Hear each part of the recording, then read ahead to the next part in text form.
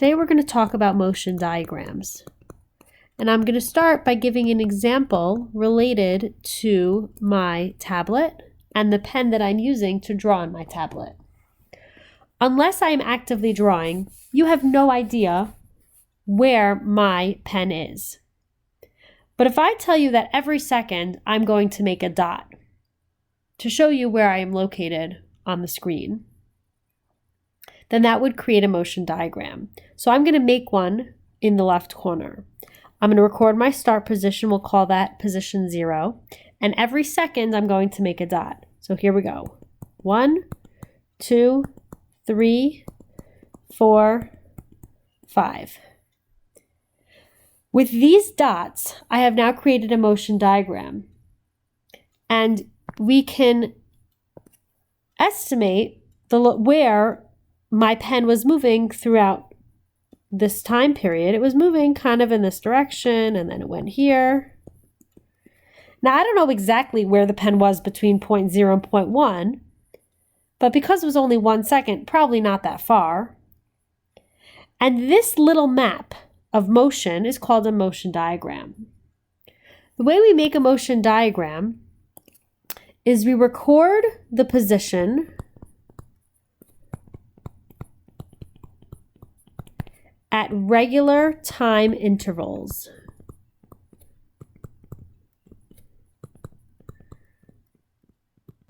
In this case, I recorded my position approximately every second. Now, examples of this that you may have seen or be aware of. So some examples of this are stop motion. When you create a stop motion movie, you move the object for every second or half second, depending on how you want it to look. But you move the person if you want them to be in a new position. So you don't just move them all the way to the other side of the screen very quickly. You might move them little bit. And then when you put it all together as a video, you get the whole video. So stop motion is an example of this.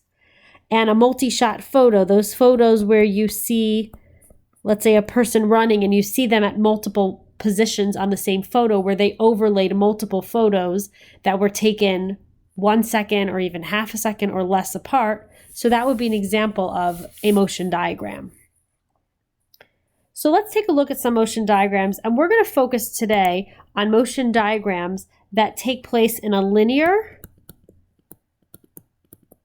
one-dimensional motion. And that just means it's going to happen in a straight line. So unlike the first example, kind of all over the place, we're going to keep things on a straight line just to make things a little simple. So I'm going to draw the first one in our middle box, and we're going to analyze it. So we're going to start here, and every second I'm going to make a dot. And I'm labeling it just to be clear on which dot is which. Great. So now I have a motion diagram showing a position over the course of, in this case, 6 intervals of time, in this case, seconds, so over 6 seconds. And in this case, the distance between the dots is fairly consistent. So if I measure the distance between these positions, between each one, they're fairly the same. So the distance that was traveled during each of the time intervals, during each second, is the same. And we call that constant speed. So this is an example of constant speed. They are walking at a consistent pace. Now I can draw another example.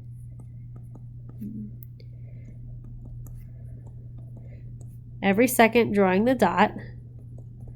And in this case, I still have consistent distances between each of my dots. But the difference between the one I did on the top for constant speed and the one that I did on bottom is that this one is just moving slower. So if I mark these, this one relative to this one, the first one is moving fast, and this one is moving slow. Now, what happens if I am moving so slow that I end up with dots that are basically all on top of each other? So that means that I'm not moving. I'm at rest. I'm in the same position as I was at 1 second, 2 seconds, 3 seconds, 4 seconds, 5 seconds. I'm not moving. So this is what at rest would look like. You'd see a lot of dots or in the same position. Or in the example of the stop motion or the multi-shot picture, if you took a multi-shot of someone that wasn't moving, you would just see a regular picture. You wouldn't see the motion in the photo. So that's what constant speed looks like. So now we're going to take a look at another one that looks a little different. So we're going to start here. And you'll notice that something is very different very quickly. And that's that if I look at the intervals between, let's say, the first second, the second second, third second, and not so much the fourth second, but if you look at it, the speed is increasing. Over here, it's going relatively slow in the beginning. 0 to 1, it's going relatively slow. It's similar to my slow example over here.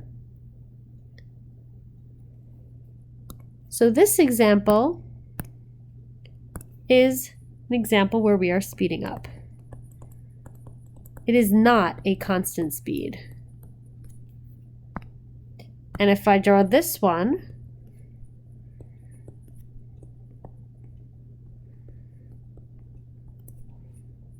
so you can see that in the beginning, it's going very fast. Moved a very far distance in the first second, but then wasn't going so far here, and then not as far here, and not very much movement in the end. So this one is an example of slowing down.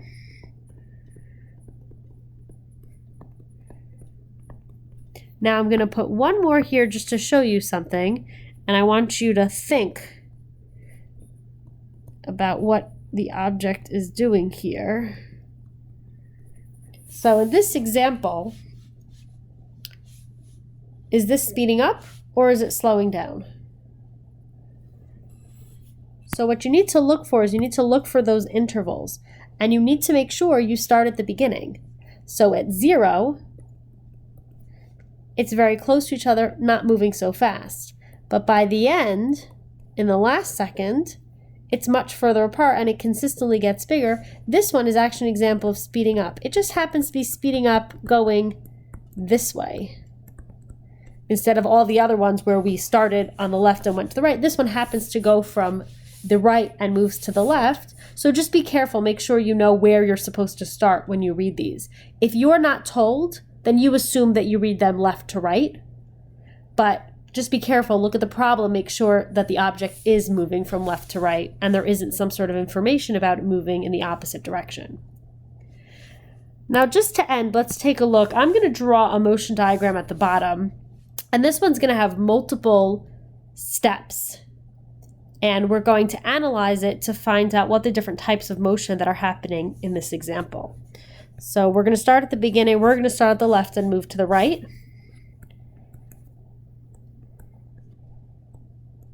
I'm going to stop labeling the dots at this point, but you get the point. This is the direction it's moving in.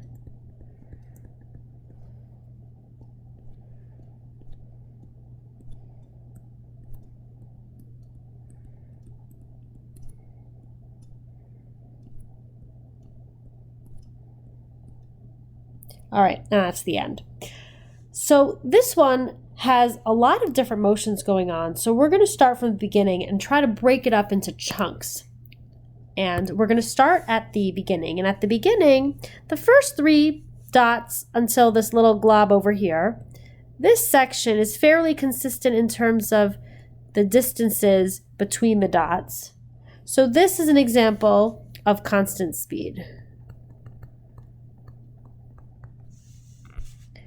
Now this position here, as we've pointed out, when you have lots of dots in the same position, that means that the object is not moving. Now this section between here and here, my next glob, so in this section, it seems to start out not far apart. It gets farther apart, and then it goes back to not being as far apart. So in the beginning part here,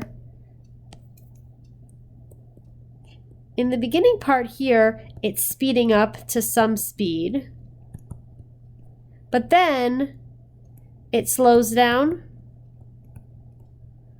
until it reaches this little glob here, which is when it stops. It's at rest. Now this section has what looks like to be consistent separations between the dots.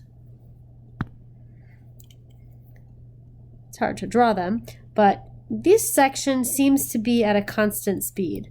So I have two sections with a constant speed. We'll call this section constant speed A and this section constant speed B. And if I look at them, I can now compare them to say in which section were they going faster or slower. And because in section B, they're closer together, the dots are closer, that means it's going slow. So relatively, this is the slow section on B, and A, where they're further apart, is faster than section B relative to each other. I hope